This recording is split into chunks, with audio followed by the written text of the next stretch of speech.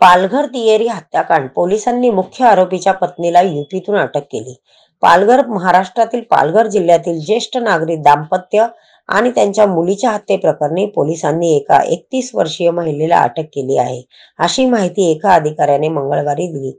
वाडा police निरीक्षक दत्तात्रय किंद्रे यांनी सांगितले की गेल्या महिन्यात वाडा तहसीलमधील नेहरोली येथे झालेल्या हत्येप्रकरणी मुख्य आरोपी आरिफ अन्सारीची पत्नी सायबा बेगम अन्सारी हिला उत्तर प्रदेशातून 15 सप्टेंबर रोजी अटक करण्यात आली होती। मुकुंद बेचरदास राठोड वय वर्ष 75 यांचा मृतदेह त्यांची पत्नी कांचन वय वर्ष 72 आणि त्यांची मुलगी संगीता वय वर्ष 32 30 ऑगस्ट रोजी वाडा तहसील मधील नेहरोली येथे त्यांच्या घरात सापडल्या होत्या। या कुटुंबाचा माजी शेजारी असलेल्या आरिफला उत्तर प्रदेशातील मेजा गावात पकडण्यात आले। 17 ऑगस्ट रोजी कुटुंबाला लुटण्याच्या उद्देशाने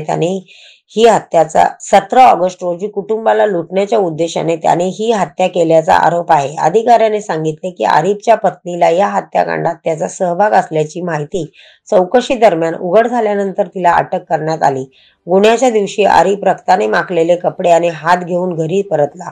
साहेबाने त्याची चौकशी केली तेव्हा त्याने खुनाची कबुली दिली आणि त्यानंतर पुरावा नष्ट करण्यासाठी तिने त्याला गुन्ह्याच्या ठिकाणी जाण्यास मदत केली, असे किंद्रे म्हणाले।